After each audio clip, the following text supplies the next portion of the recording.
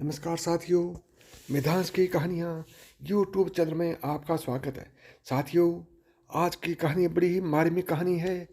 आज की कहानी का शीर्षक है मायका और ससुराल। एक औरत की दर्द भरी कहानी। ससुराल में वह पहली सुबह मुझे आज भी याद है। कितनी घबरा कर मैं उठी थी, यह सोचती हुई कि कहीं देर ना हो जाए। सब न जाने मेरे बारे में क्या सोचेंगे। केवल एक रात ही तो नए घर में कटी थी और इतना सब कुछ बदल गया। जैसे आसमान में उड़ती चिड़िया को किसी ने मोती के लालच देकर पिंजरे में कैद कर लिया हो। शुरू के कुछ दिन तो यूं ही गुजर गए। एक दिन हम बाहर घूमने गए। जब हम वापस घर आए तो सासू माँ की आंखों में खुशी तो दिख रही थी, लेकिन केवल अपने बेटे के लिए ही। मैंने सोचा कि शायद नया नया रिश्ता है, एक दूसरे को समझने में कुछ वक्त लगेगा, लेकिन समय ने जल्द ही एहसास करा दिया कि मैं यहाँ बहू हूँ, इसलिए मैं जैसा चाहूँ वैसा नहीं कर पाऊँगी।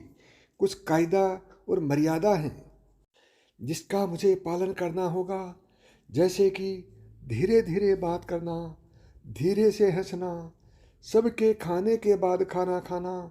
यह सब आदतें मुझे अपने आप आ गई। माँ से भी बात कम होने लगी, जिसकी वजह से मुझे पीहर की याद आने लगी।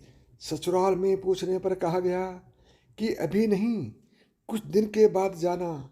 जिस पति ने शादी के समय कहा था कि आपकी बेटी पास में ही तो है, कभी भी आ जाया करेगी, उसके भी सुर बदल गए। अब मुझे धीरे धीरे यह समझ में आ गया था कि शादी कोई बच्चों का खेल नहीं है। इसमें केवल घर नहीं बदलता, पूरी जिंदगी बदल जाती है। अब मैं कभी भी उठकर अपने पीहर नहीं जा सकती, यहाँ तक कि पीहर वालों को भी मुझसे मिलने के लिए पूछकर आना पड़ता है। पीहर में जोर जोर का हंसना, कभी भी कहीं भी चले जाना, रसोई में से कुछ भी उठाकर खा लेना, अपनी मर्जी का करना, यह सब यादें बनकर रह गई।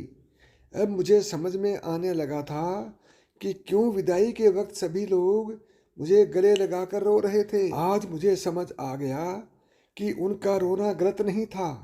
यह हमारे समाज का नियम ही है कि एक बार बेटी डोली में विदा हो गई तो वह उस घर के लिए केवल मेहमान ही बनकर रह जाती है। फिर कोई चाहे कितना क्यों ना कह ले कि वह घर आज भी उसी का है।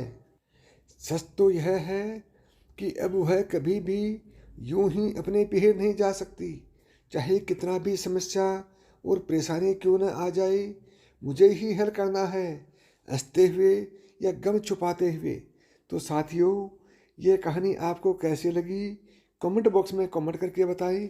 और अभी तक आपने मिधांस की कहानियाँ यूट्यूब चैनल को सब्सक्राइब नहीं किया है तो अभी सब्सक्राइब करें।